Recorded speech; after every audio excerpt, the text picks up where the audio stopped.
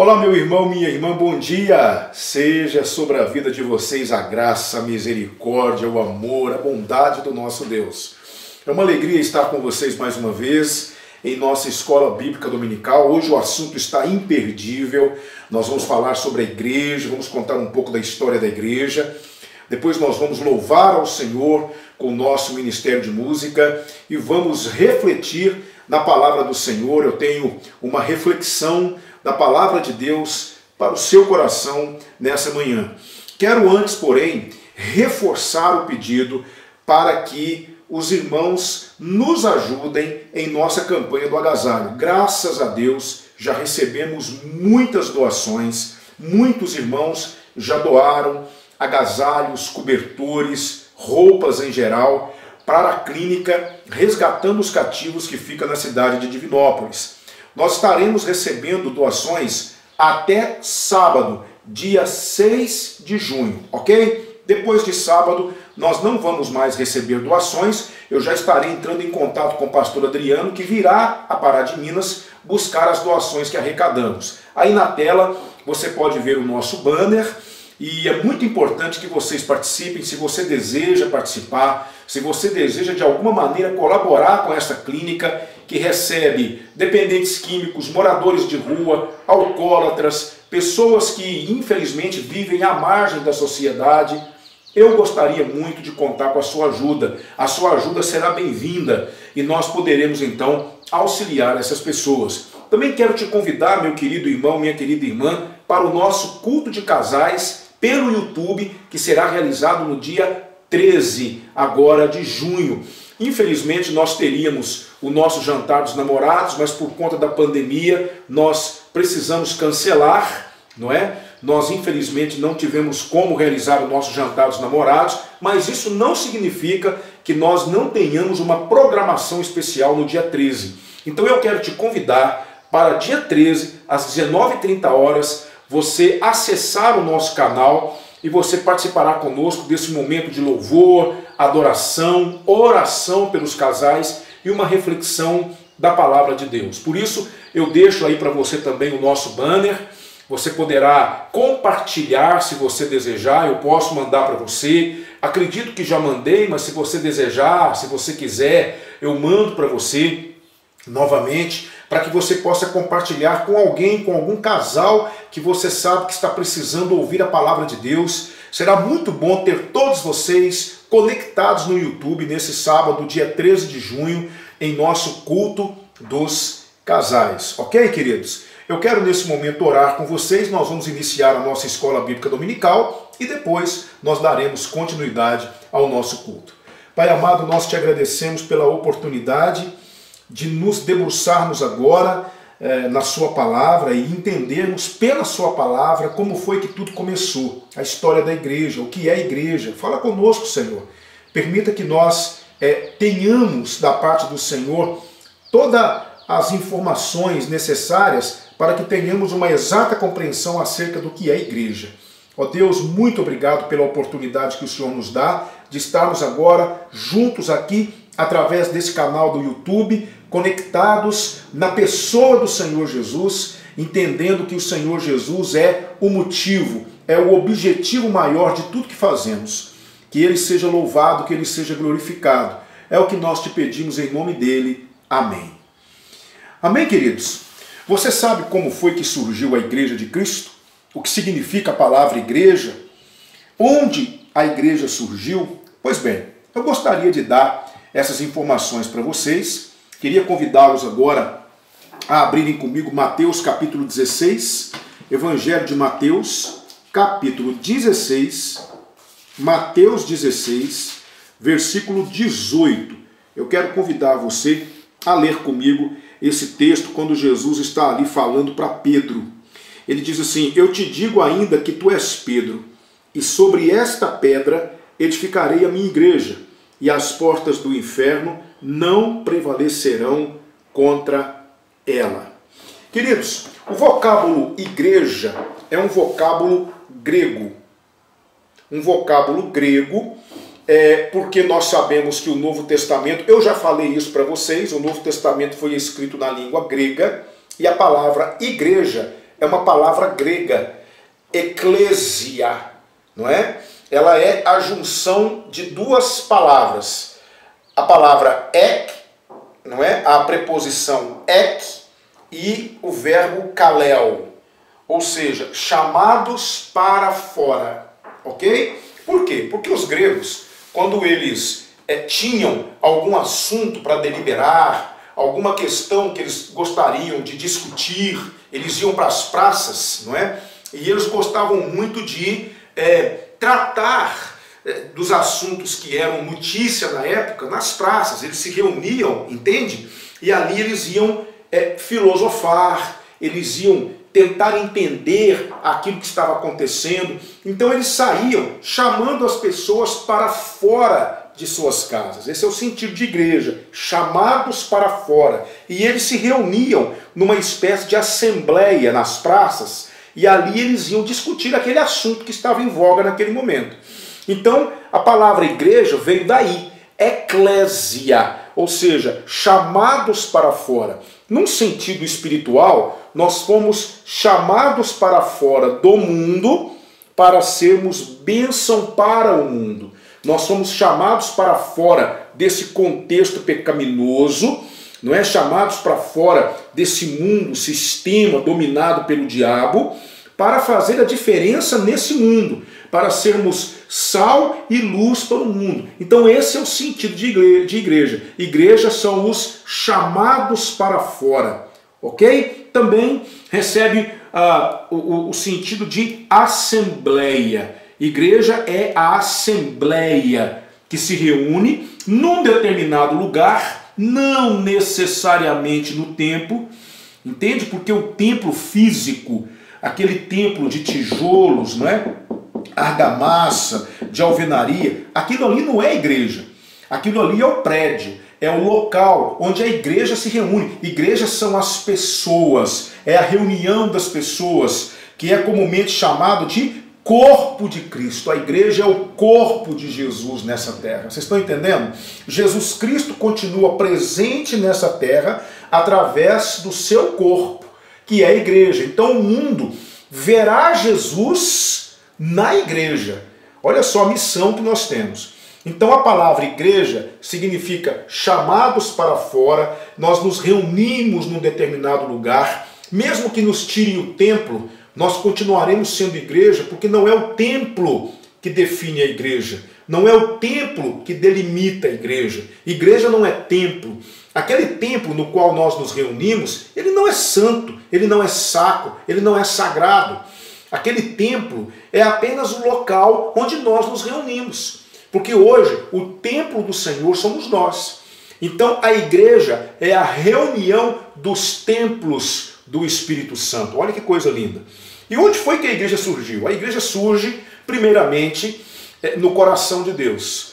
Deus já tinha em mente formar um povo. Primeiramente, ele forma um povo físico, esse povo que ele vai chamar de Israel no Antigo Testamento. Ele nacionaliza esse povo, não é? Esse povo que foi formado pela junção de 12 tribos, que na verdade eram os descendentes dos filhos de Jacó. Essas 12 tribos deram origem a um povo, esse povo ganha uma lei no Monte Sinai, se torna uma nação, toma posse da terra prometida, e ali esse povo vai atravessando os séculos até o nascimento de nosso Senhor Jesus Cristo.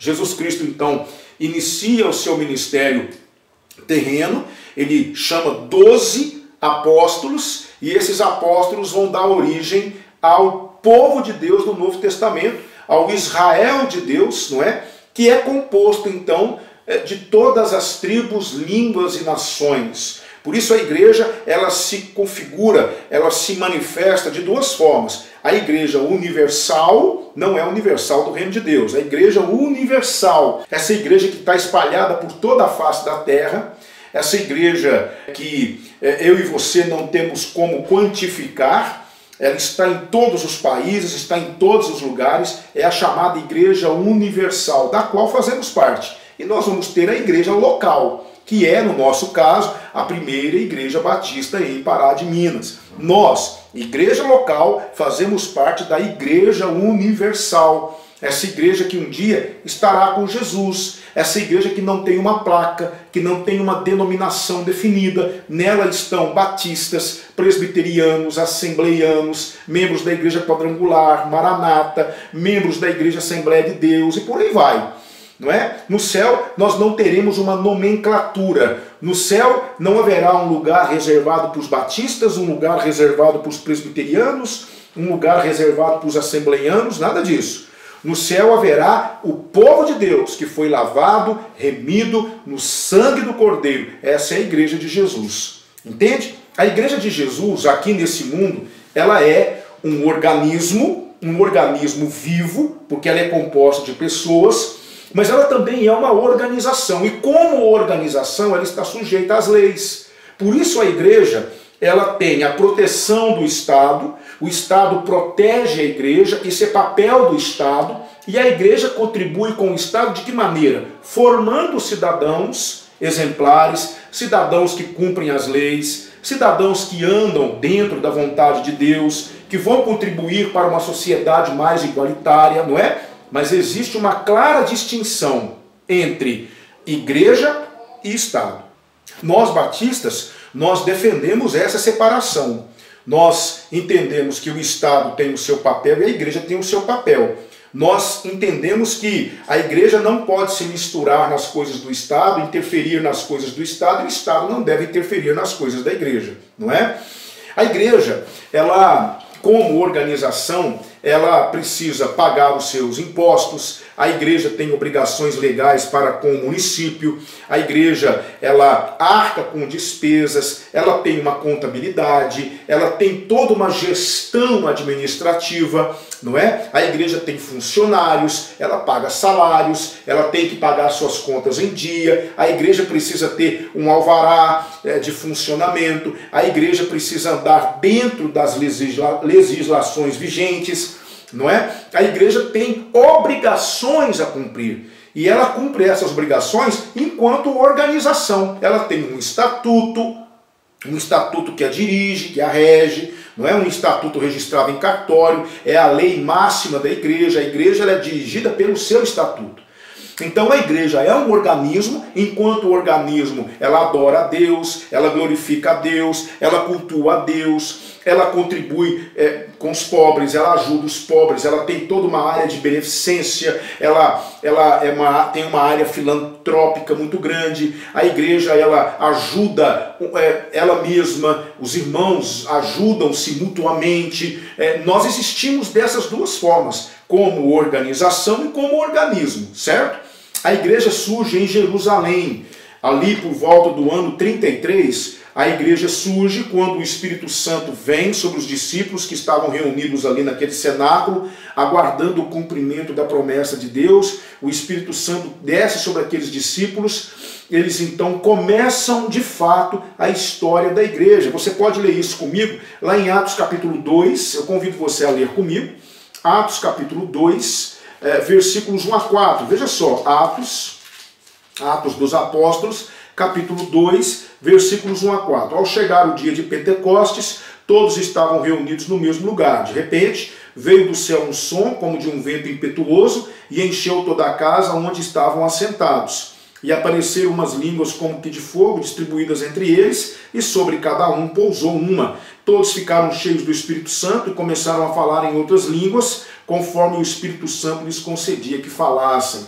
Mas também temos aqui, nos versículos 37 a 47, mais algumas informações acerca daquele povo que surgiu. Ao ouvirem isso, eles ficaram com o coração pesaroso e perguntaram a Pedro e aos demais apóstolos: irmãos, que faremos? Pedro então lhes respondeu: arrependei-vos e cada um de vós seja batizado em nome de Jesus Cristo para o perdão dos vossos pecados e recebereis o dom do Espírito Santo, porque a promessa é para vós, para vossos filhos, para todos os que estão longe, a quantos o Senhor nosso Deus chamar. E os aconselhava e exortava com muitas outras palavras, dizendo: salvai-vos dessa geração perversa. Desse modo, os que acolheram a sua palavra foram batizados, e naquele dia juntaram-se a ele quase 3.000 almas. E eles perseveravam no ensino dos apóstolos, na comunhão, no partir do pão e nas orações. Cada um havia temor, e muitos sinais e feitos extraordinários eram realizados pelos apóstolos. Todos os que criam estavam unidos e tinham tudo em comum.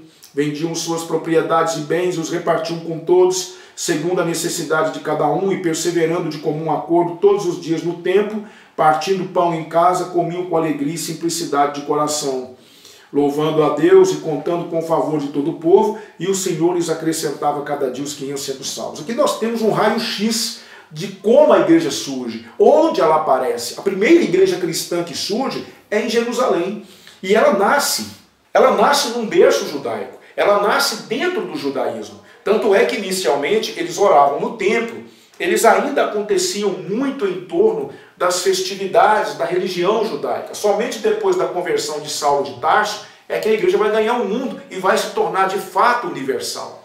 Então a igreja cristã, ela surge em Jerusalém e ela vai conquistando cada vez mais o seu espaço, primeiro em Jerusalém, depois em toda a Judéia, ela chega em Samaria e depois ela vai chegar aos confins da terra, como Jesus Cristo havia dito, não é? Antes do Espírito Santo descer sobre os apóstolos. É muito importante que nós entendamos, irmãos, que a igreja de Cristo não é perfeita.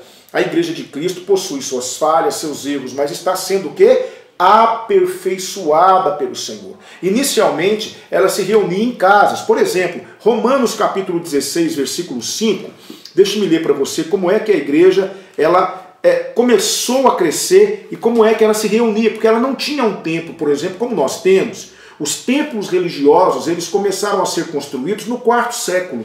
Até então a igreja não tinha templos, ela se reunia primordialmente nas casas. Veja só Romanos capítulo 16, versículo 5.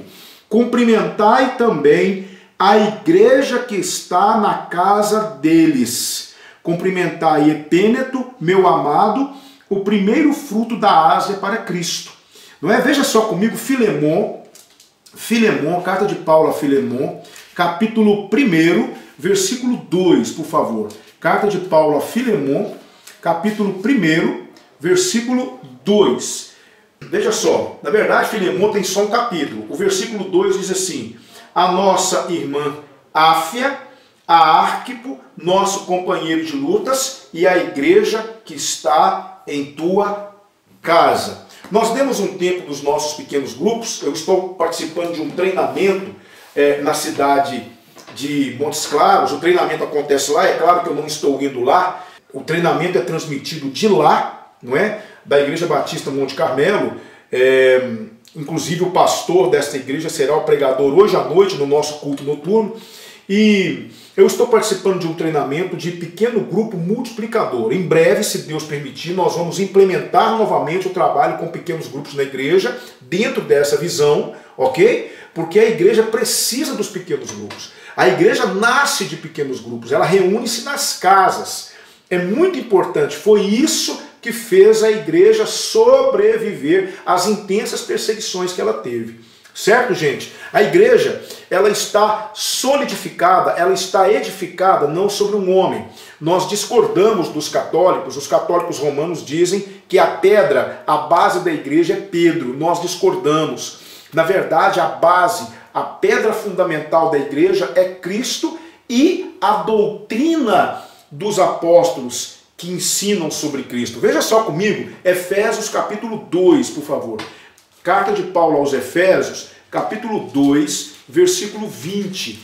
Eu quero ler com vocês esse texto que é muito interessante. Veja só. Edificados sobre o fundamento dos apóstolos e dos profetas, sendo o próprio Cristo Jesus a principal pedra de esquina. Observe que Jesus é a pedra e o que sustenta a igreja é a doutrina dos apóstolos, é o fundamento dos apóstolos. É isso que mantém a igreja de pé. A igreja não está edificada sobre um homem. Nós discordamos dos nossos amigos católicos quando eles dizem que a igreja está fundamentada sobre Pedro, porque na verdade Pedro foi um homem falho que errou muitas vezes. A igreja, na verdade, tem como pedra principal a pessoa do Senhor Jesus. E o próprio Pedro disse lá na sua carta, no capítulo 2, versículo 4, que a pedra viva é Cristo, chegando-vos para ele, pedra viva, rejeitada, na verdade, pelos homens, mas para com Deus eleita e preciosa. Então a Igreja de Cristo, ela é um organismo, ela é uma organização, ela é universal, ela é local, ela está fundada, ela está embasada na pessoa do Senhor Jesus, no fundamento dos apóstolos. A igreja não é perfeita, infelizmente hoje nós temos um movimento crescente dos desigrejados que não aceitam fazer parte da igreja, não querem comunhão com a igreja, não querem estar em comunhão com a igreja de Cristo, não é?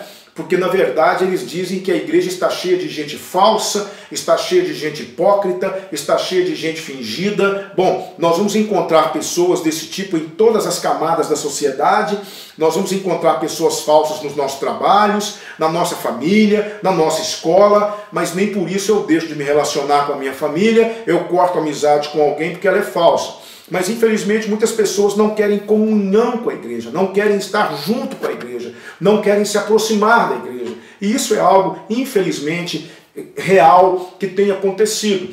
As pessoas não querem caminhar porque muito do que a igreja hoje ela vivencia diz respeito à sua natureza caída, que está sendo aperfeiçoada. Esse processo de ser tratado pelo Senhor, esse processo de ser curado pelo Senhor, não é um processo fácil. Por isso nós vamos encontrar pessoas defeituosas na igreja. A igreja é o lugar dos defeituosos, é o lugar dos imperfeitos, porque é lá que nós vamos, nessa comunhão, nessa interação uns com os outros, sermos aperfeiçoados. Por isso, meu querido irmão, ame sua igreja, valorize sua igreja. Eu tenho recebido ligações, mensagens o tempo todo, perguntando quando é que nós vamos voltar, pastor? Quando é que nós vamos voltar? Eu estou sentindo falta da igreja. Amém, que assim seja. Que quando nós tivermos a autorização para voltar às nossas reuniões, esses irmãos que estão dizendo que estão sentindo falta da igreja, realmente demonstrem isso, participando, porque a comunhão é muito importante, irmãos. O Salmo 133 vai dizer, ó, quão bom e quão suave é que os irmãos vivam em união. Não tem como eu viver em união com você, você aqui e eu lá. Não tem como a igreja viver essa unidade se ela se fragmentar. O povo de Deus é um povo unido. Foi assim no Antigo Testamento e é assim no Novo Testamento através da igreja. Não é? Biblicamente falando, a igreja ela é conduzida por dois tipos de oficiais. Os pastores, a palavra de Deus é clara quando Paulo vai instituir pastores para a igreja, e os diáconos. São os dois oficiais da igreja. A igreja ela é conduzida espiritualmente por esses dois oficiais, pastores e diáconos. Paulo, quando ia organizando igrejas, fundando igrejas, ele ia saindo por aí, criando igrejas, né, edificando igrejas, organizando igrejas, ele sempre deixava as igrejas aos cuidados de pastores e diáconos. Depois ele escrevia cartas para essas igrejas, para saber como as coisas estavam, para corrigir algum desvio doutrinário. É por isso que nós temos várias cartas no Novo Testamento, que eram cartas de Paulo para essas igrejas que ele edificava. Não é? Embora, por exemplo, quando ele escreve para os romanos, a igreja de Roma não foi uma igreja edificada por Paulo, mas ele escreveu para os romanos porque ele amava aquela igreja e ele queria conhecer aquela igreja. Então eu quero deixar com vocês essas informações mais sucintas para que nós entendamos a importância da igreja. A igreja é o corpo de Cristo, é Cristo presente de forma visível nesse mundo. Por isso nós precisamos fazer parte da igreja. É claro que eu não sou perfeito, você não é perfeito. Nós vamos aprendendo a lidar com as nossas imperfeições, com as nossas dificuldades. Nós vamos crescendo juntos. É ou não é verdade? Vamos aprendendo em torno da palavra de Deus, orando uns pelos outros. A palavra de Deus vai dizer que nós devemos orar uns pelos outros para que saremos. É muito importante saber que existem pessoas orando por mim. A igreja é de extrema importância na minha vida. Por isso eu convido você a amar sua igreja, orar pela sua igreja, não fale mal da sua igreja, não deprecie sua igreja. Sabe por quê? Porque a igreja ela é de Jesus. E a Bíblia deixa isso claro. Quando Paulo se encontra com Jesus no caminho para Damasco, Jesus olha para Paulo e diz assim, por que me persegues? Saulo, Saulo, por que me persegues? Ora, Saulo não estava perseguindo Jesus, ele estava perseguindo a igreja. Mas quem persegue a igreja, persegue Jesus. Quem fala mal da igreja, fala mal de Jesus. Quem rejeita a igreja, está rejeitando Jesus. Não adianta você achar que pode desprezar a igreja, que pode viver sem a igreja, que você terá comunhão com Cristo sem ter comunhão com a igreja, porque isso não é verdade. Como é que você vai ter comunhão com a cabeça, que é Cristo, e não ter comunhão com o corpo? Não é? Paulo vai dizer o seguinte: como é que você pode comungar se você estiver fora desse corpo? Como é que você pode realmente usufruir dessa bênção maior que é a presença de Cristo no meio da igreja se você está fora da igreja, não é? O apóstolo João vai dizer uma coisa muito importante: como é que você pode dizer que ama a Deus a quem você nunca viu e não ama seu irmão ao qual você viu? E não venha me dizer que você me ama se você não quer viver junto de mim, se você não quer proximidade comigo, se você não quer conversar comigo, se você me acha inferior a você. Não adianta você falar que me ama se você quer se manter longe de mim. Amor é proximidade, amor é junção, amor é estar perto. Isso é amor.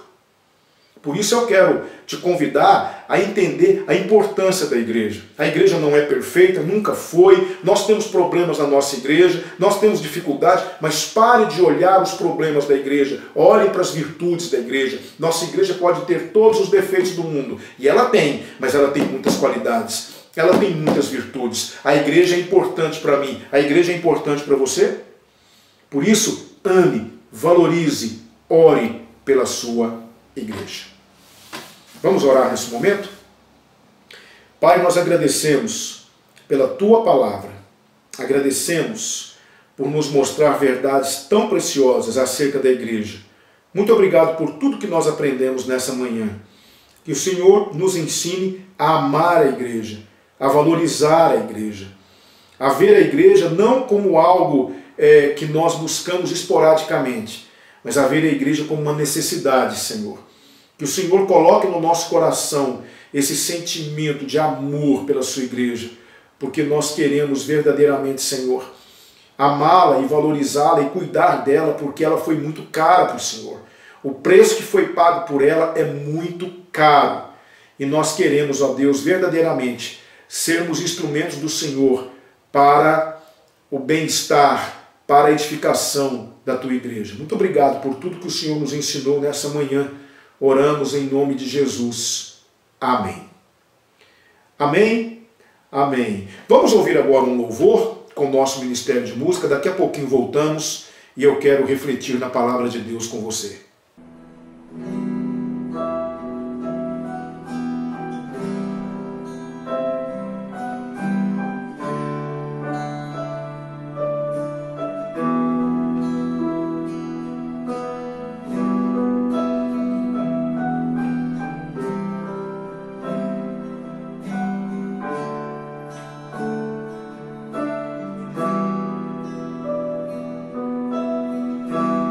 Porque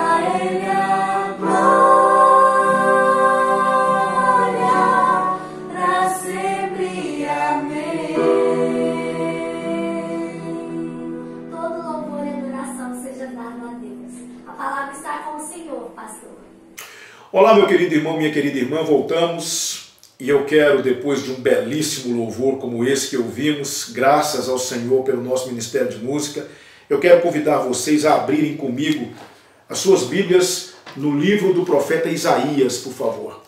Livro do profeta Isaías, eu quero ler com vocês a palavra do Senhor, que está aqui no capítulo 37.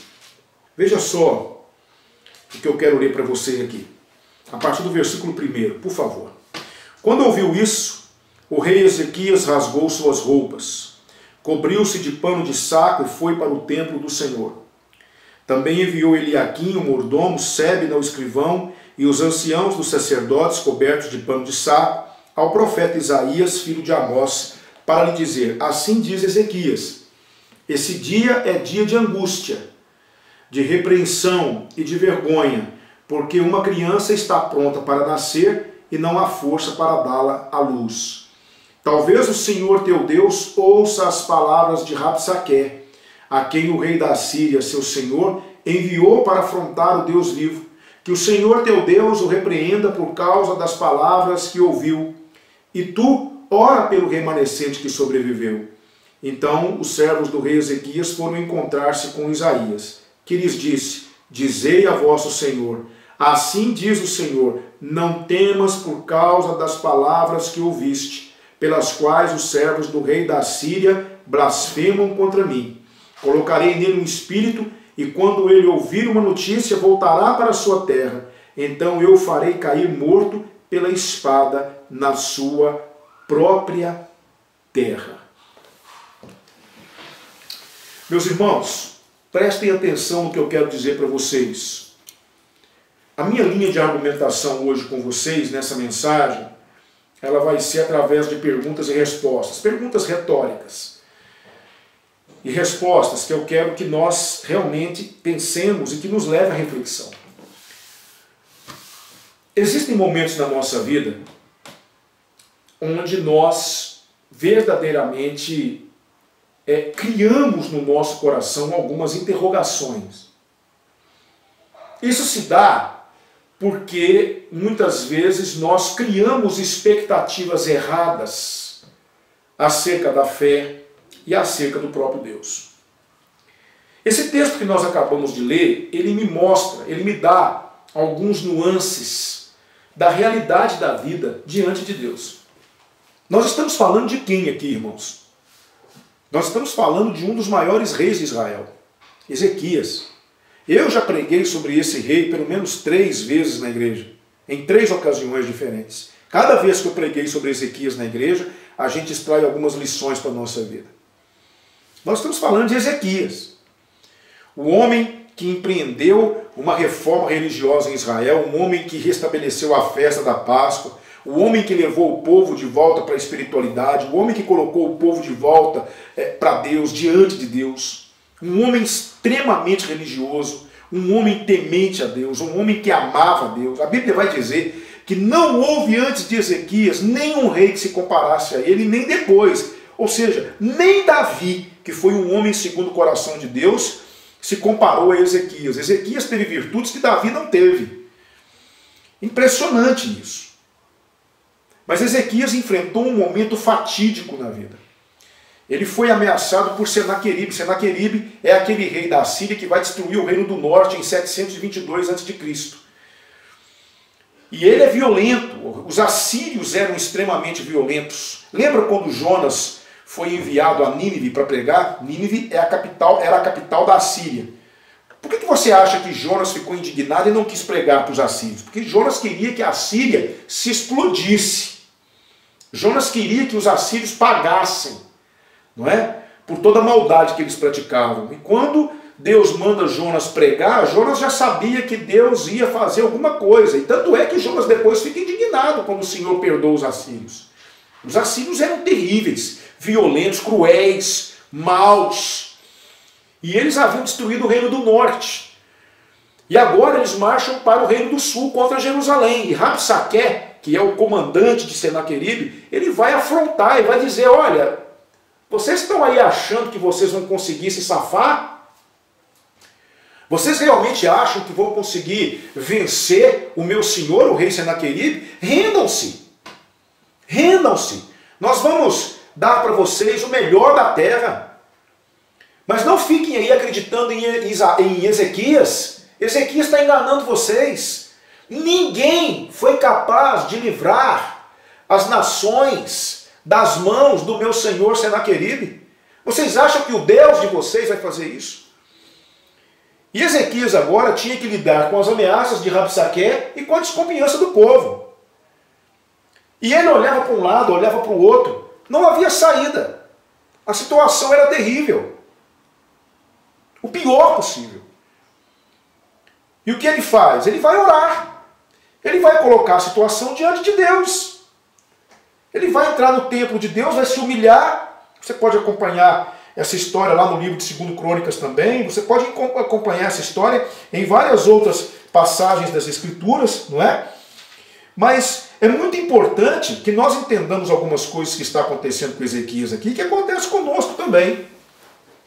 Então eu quero, através de perguntas e respostas, meditar com você sobre esse episódio. Primeira pergunta que eu quero fazer: pastor, o fato de levarmos Deus a sério, crermos em Deus, amarmos a Deus, o fato de sermos servos comprometidos com a obra, o fato de realmente sermos pessoas aplicadas à fé, sermos disciplinados, sermos crentes que realmente levam a comunhão com Deus a sério, isso vai nos livrar de problemas, de dificuldades? Não, não vai. Olha só quem é que está enfrentando um momento dificílimo aqui. Ezequias. E olha que Ezequias, ele era muito mais crente do que eu e você juntos. Então esqueça essa ideia de que você terá, de certa forma, uma proteção especial do Senhor em determinadas circunstâncias, porque não teremos. Não me pergunte por quê, mas Deus é assim. Você pode ser o melhor crente da igreja. Eu posso ser o melhor pastor. Posso ser um homem extremamente dedicado à obra do Senhor. Posso ser um excelente pai, um excelente marido, um excelente crente. Posso levar a sério a minha comunhão com Deus. Posso ser um crente exemplar. Isso não significa que eu não vou enfrentar dificuldades na minha vida, e dificuldades muitas vezes onde eu olho para um lado, olho para o outro e não encontro uma saída. Isso não existe. Eu estou falando isso para que você não se engane, porque vão chegar perto de você, muitas vezes, com a finalidade de arrebanhar você para a igreja. Existem muitos por aí que querem, de alguma maneira, encher a lista de membros da igreja, eles querem arrebanhar você para lá. E eles vão falar para você discursos que você quer ouvir. Eles vão falar para você exatamente aquilo que você gostaria de ouvir. Mas eles não estão interessados na sua salvação, na sua edificação, no seu crescimento espiritual. O que eles querem, na verdade, é você lá, na igreja. Então eu quero dizer para você o seguinte: existe hoje uma teologia por aí que diz que você não vai ficar doente, que você não vai ter problema, que você não vai ter dificuldade, que todas as portas vão se abrir para você, que tudo vai dar certo.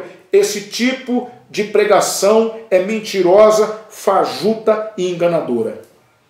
Porque quando eu olho para esse texto, eu vejo um homem com todas essas qualidades, todos esses adjetivos que eu acabei de dizer, um rei piedoso, um homem temente a Deus, um homem comprometido com o Senhor, um homem que amava o Senhor, um homem que amava a Deus acima de todas as coisas, e ele foi encurralado. É interessante que a arqueologia já descobriu tabuinhas ali naquela região de Israel, na Palestina. Alguns arqueólogos descobriram tabuinhas, algumas placas de argila com escritas cuneiformes, que eram as escritas daquela época, e eles estavam numa dessas tabuinhas, que está hoje em algum museu aí do mundo.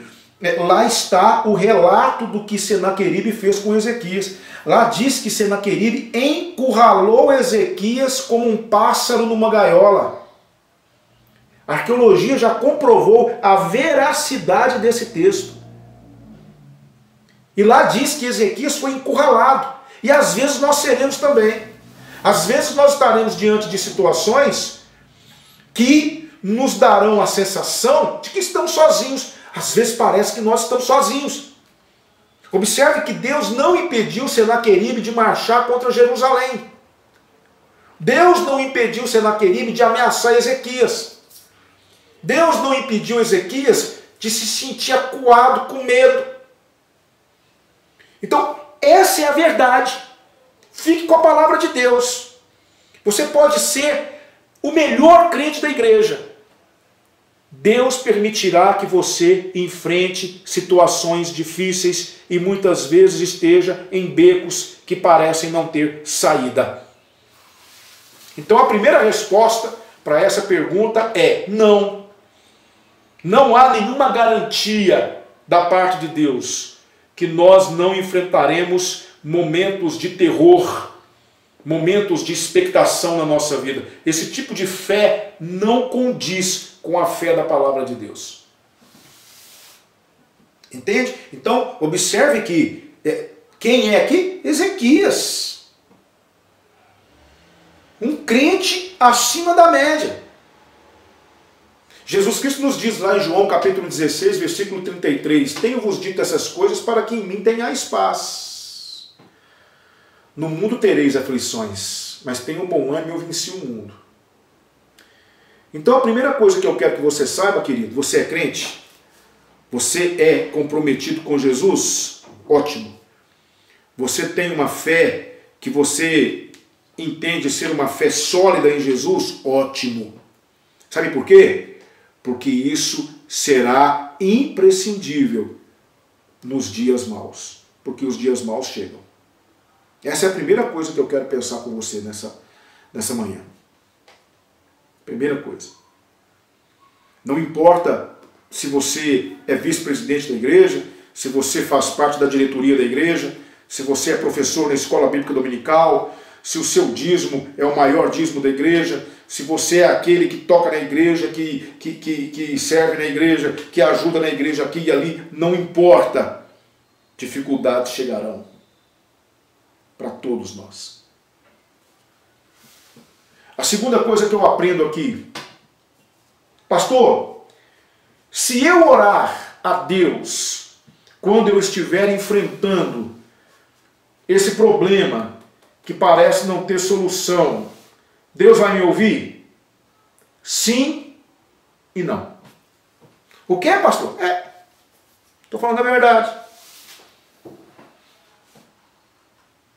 Pelo menos não do jeito que eu quero. É estranho pregar isso, não é? Mas essa é a verdade. Aqui nesse caso, especificamente, Ezequias não tinha para onde correr, Ezequias não tinha o que fazer, ele foi orar a Deus e Deus ouviu a oração de Ezequias do jeito que Ezequias queria. Deus botou os assírios para correr. Ainda por cima, matou 185 mil soldados assírios numa só noite. O anjo do Senhor fez isso. Porque quando o Senhor peleja por nós, Ele peleja por nós. Há batalhas que Deus deixa eu travar. Há batalhas que são minhas. Existem batalhas que são minhas. Mas existem batalhas que são do Senhor. Então eu preciso que você entenda isso. Às vezes Deus vai dizer sim, eu vou ouvir a sua oração e vou fazer exatamente do jeito que você quer. Ezequias foi para o templo, ele foi orar, ele apresentou a demanda dele para o Senhor, ele disse tudo que ele teve que dizer, ele abriu o coração, ele falou, Senhor, não tem jeito, eu não tenho para onde correr, eu estou à mercê desse homem, esse homem está afrontando Israel, esse homem está blasfemando do Senhor, esse homem está aqui falando um monte de barbaridade, e eu não sei o que fazer para poder vencer esse homem, eu não consigo vencer esse homem. E o Senhor disse, Ezequias, através de Isaías, Ezequias, ele não vai atirar uma flecha contra a cidade. Eu vou colocar ele para correr, ele vai bater em retirada, e lá na casa dele ele vai cair morto. E de fato, quando ele entrou no templo do Deus dele para adorar, os filhos dele o mataram, os filhos de Senaqueribe. Depois de ter perdido tantos soldados, ele fugiu, e lá no templo no templo do Deus dele, ele é morto pelos seus próprios filhos. Deus ouviu a oração de Ezequias do jeitinho que Ezequias gostaria de ser ouvido. Mas nem sempre é assim, querido. Eu preciso falar para você, às vezes não é assim que Deus vai fazer. E posso te dizer uma coisa, e eu não quero que você se assuste com o que eu vou dizer, não. Às vezes Deus vai deixar a gente perder. Lembra quando Josué, depois de ter destruído Jericó, e ter dito lá para os judeus, para os israelitas, digo, não toquem no anátema. Lembra quando Acã foi lá e ele tocou no anátema e Israel foi lutar contra um inimigo muito inferior a Jericó, a cidade de Ai, e perdeu 36 soldados, foi derrotado, fugiu dos habitantes de Ai. Deus permitiu que o exército perdesse. Tudo faz parte desse processo de construção da nossa identidade cristã. E dentro desse processo, às vezes Deus vai dizer, sim, eu vou ouvir a sua oração. E às vezes Deus vai dizer, não, eu não vou ouvir a sua oração. Paulo pediu ao Senhor que tirasse dele um espinho na carne por 3 vezes. E o Senhor disse, não vou tirar o seu espinho na carne. O meu poder se aperfeiçoa na fraqueza. A minha graça basta para você.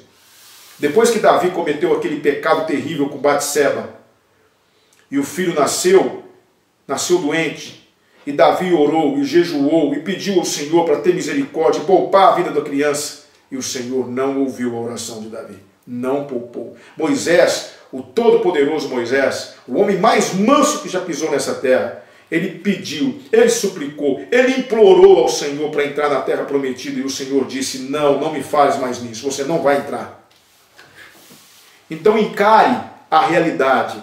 Há momentos escuros na vida, há momentos escuros onde você verá a luz no fim do túnel, mas há momentos em que você não verá essa luz. Há momentos de dificuldade onde nós oraremos e o Senhor nos responderá, mas haverá momentos em que o Senhor não nos dirá uma só palavra. Mas isso não significa que nós estamos sozinhos. Isso não significa que o Senhor não está a par do que está acontecendo conosco. Faz parte do processo. Então eu gostaria de responder essa segunda pergunta. Pastor, quando nós orarmos a Deus, Deus nos responderá sim e não. Então o que eu tenho que fazer, pastor? Orar. Colocar diante de Deus. É isso que você tem que fazer. Você não sabe qual será a resposta do Senhor. Então faça como Ezequias.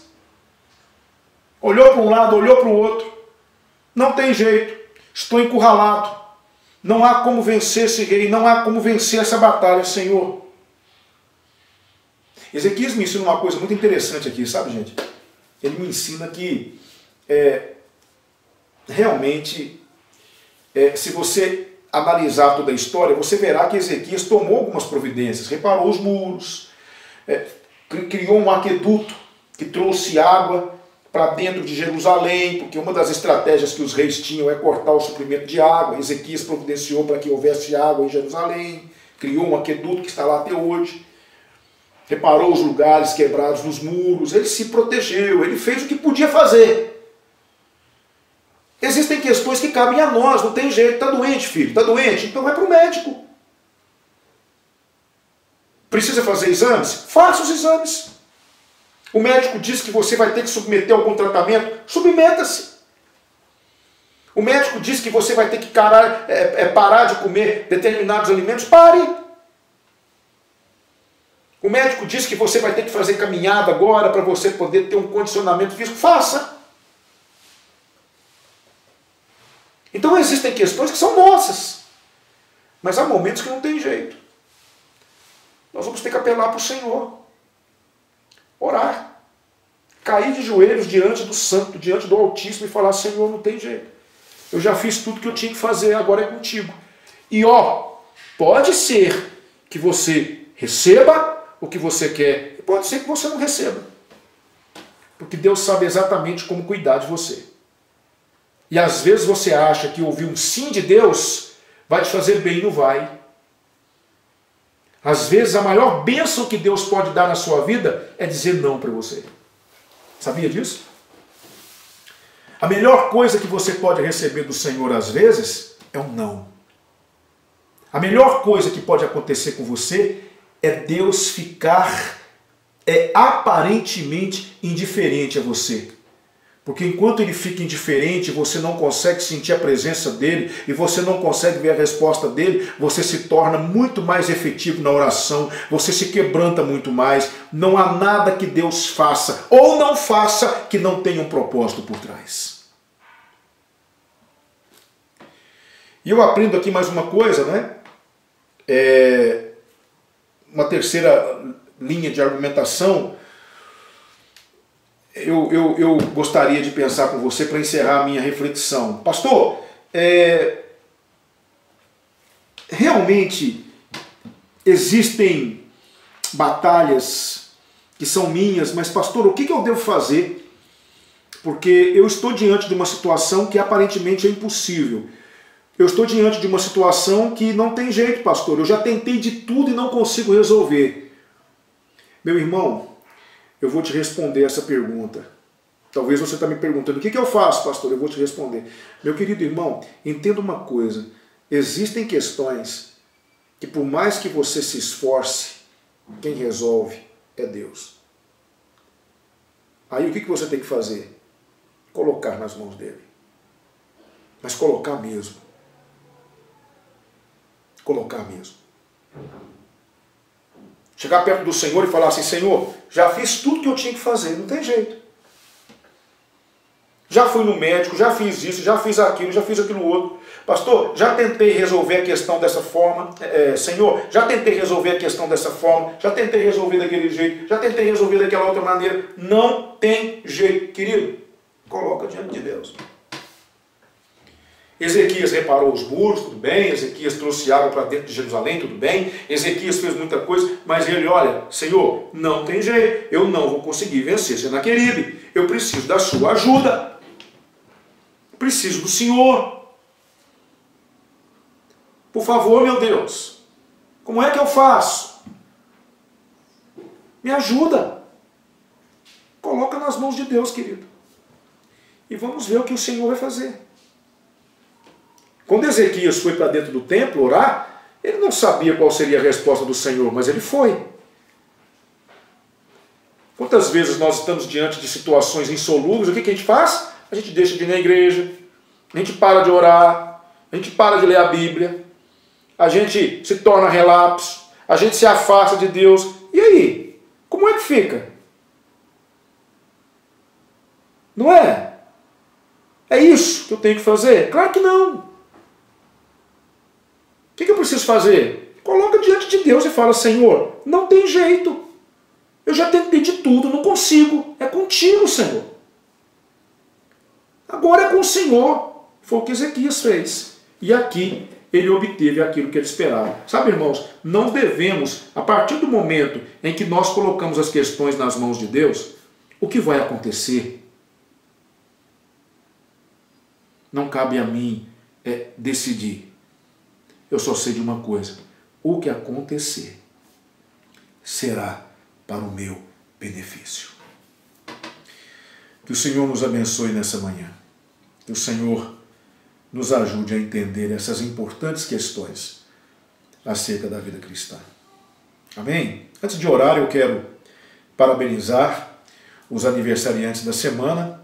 Está aí a lista com o nome dos irmãos que vão aniversariar durante a semana. Parabéns para todos vocês, que Deus os abençoe, que verdadeiramente vocês recebam do Senhor toda sorte de bênçãos, que os irmãos e irmãs continuem sendo instrumentos do Senhor na igreja. Parabéns, recebam o parabéns do pastor e de toda a igreja. Amém? Quero mais uma vez reforçar com vocês que estaremos recebendo as doações da campanha do agasalho até sábado. Se você ainda não deu, se você não pôde levar na igreja a sua contribuição, você tem até sábado para levar. Depois de sábado a gente vai encerrar, porque eu preciso entregar isso para o pastor Adriano, porque o frio está aí, não é? As noites já estão muito frias E onde a clínica fica é um lugar muito frio, porque é cercado por vegetação, e ele precisa mais do que depressa levar essas doações para lá. Então nós vamos encerrar no dia 6. Lembrando, mais uma vez, dia 13, o nosso culto de casais. Amém? Muito obrigado, Senhor, pela Tua palavra e por tudo que o Senhor nos ensinou nessa manhã. Que seja tudo para a Sua glória. Oramos em nome de Jesus. Amém. Amém, queridos? Deus abençoe vocês. Até a noite. Convido vocês a participarem conosco. Pastor Lopes, Joseíster Lopes, será o pregador da noite. A mensagem está imperdível. Deus abençoe vocês. Bom domingo.